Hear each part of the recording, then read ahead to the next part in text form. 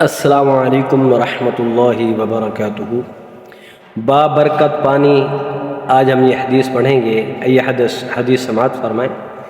وقال ابو موسیٰ رضی اللہ تعالی عنہ دعا النبی صلی اللہ علیہ وآلہ وسلم بقدح فيه ماء فغسل يديه وجهه فيه ومج فيه ثم قال لهما اشربا منه وأفرغا على وجوهكما ونحوركما۔ یہ حدیث ہے، آئیے اس کا ترجمہ سماعت فرمائیں۔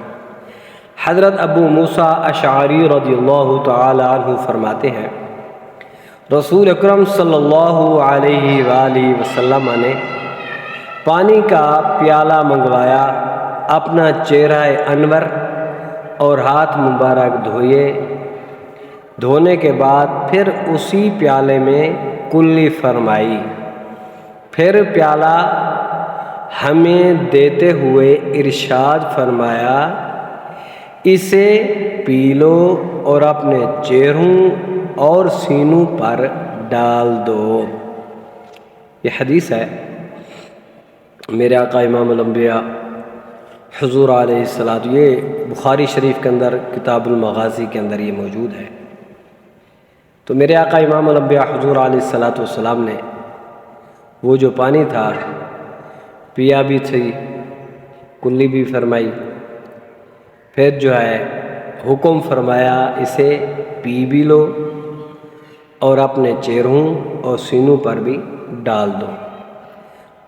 میرے آقا امام الانبیاء حضور علیہ الصلوۃ والسلام کا استعمال شدہ پانی بابرکت ہوتا تھا۔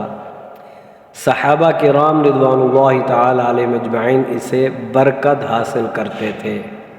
ماشاءاللہ، یہ تو پھر دنیا جہان کے پانوں سے افضل و اعلیٰ پانی ہوگا جو میرے آقا امام الانبیاء حضور علیہ الصلوۃ والسلام استعمال فرماتے تھے۔ پھر میرے آقا امام الانبیاء حضور علیہ الصلوۃ والسلام کلی فرمائے، تو پھر اس میں تو پھر اتنی برکتیں ہوں گی، تو وہ کتنے خوش قسمت ہوں گے صحابہ کرام رضوان اللہ تعالی علیہم اجمعین جن کو یہ پانی ملتا ہوگا۔ تو اس سے معلوم یہ ہوتا ہے اس حدیث سے کہ حضور علیہ الصلوۃ والسلام کا استعمال شدہ پانی جو تھا وہ بابرکت تھا۔ اگر یہ حدیث اچھی لگے ضرور سبسکرائب کریں، شیئر کریں اور لائک کریں۔